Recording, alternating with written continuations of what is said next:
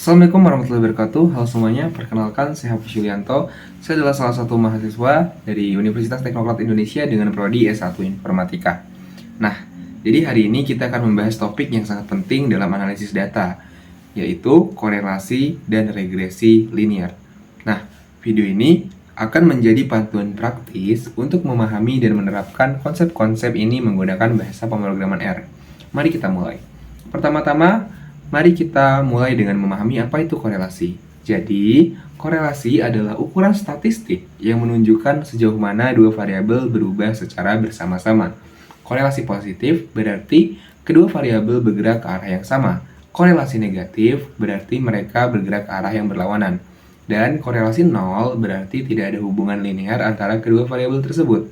Sekarang, mari kita lihat bagaimana kita bisa menghitung korelasi di R. Pertama, kita memerlukan mengimpor dataset kita ke dalam R dengan menggunakan dataset contoh yang bernama mtcars. Skripnya atau prosedur code-nya bisa dilihat pada layar. Nah, jadi hasil dari fungsi core akan memberikan kita nilai koefisien korelasi. Nilai ini akan berada di antara min 1 dan 1. Untuk lebih memahami hubungan antara dua variabel, kita bisa membuat scatter plot. Di sini, kita akan menggunakan package ggplot2 untuk membuat visualisasi yang tentunya lebih menarik. Skripnya ada pada layar video. Nah, plot ini menunjukkan hubungan antara horsepower dan miles per gallon dengan garis regresi yang membantu kita melihat tren umum. Sekarang mari kita beralih ke regresi linear. Regresi linear digunakan untuk memodelkan hubungan antara variabel dependen dan satu atau lebih variabel independen.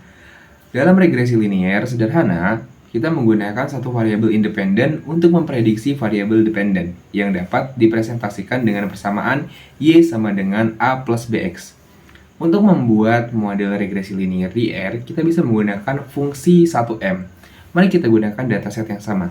Skripnya bisa dilihat di sini.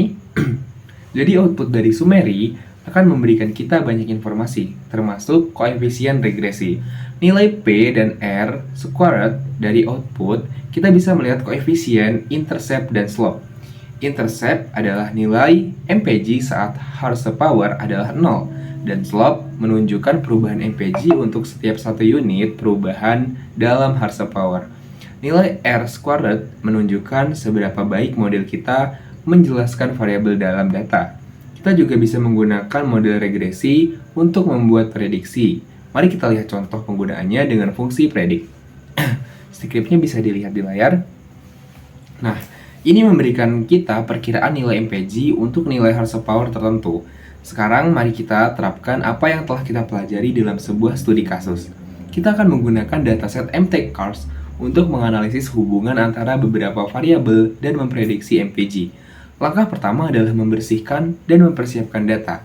Kita akan memeriksa apakah ada missing values dalam memahami struktur data. Skripnya bisa kita lihat pada layar. Nah, selanjutnya kita akan membangun model regresi linear menggunakan beberapa variabel independen untuk memprediksi MPG. Skripnya ada di layar. Nah, interpretasi hasil model ini akan lebih kompleks karena kita mempertimbangkan beberapa variabel sekaligus. Akhirnya, kita bisa menggunakan model ini untuk membuat prediksi dan memvisualisasikan hasilnya. Ini adalah skripnya. Nah, plot ini membantu kita untuk melihat seberapa baik prediksi model kita dibandingkan dengan nilai sebenarnya. Hari ini kita telah belajar tentang korelasi dan regresi linear, serta bagaimana mengaplikasikannya menggunakan R. Kita telah membahas cara menghitung dan menginterpretasi korelasi, membangun model regresi linear, serta membuat prediksi. Saya mengajak kita semua untuk mencoba sendiri analisis korelasi dan regresi linear menggunakan R dengan dataset kita sendiri. Jika kita ingin mendalami lebih lanjut, ada banyak sumber daya dan kursus lanjutan yang bisa kita ikuti. Terima kasih telah menonton video ini.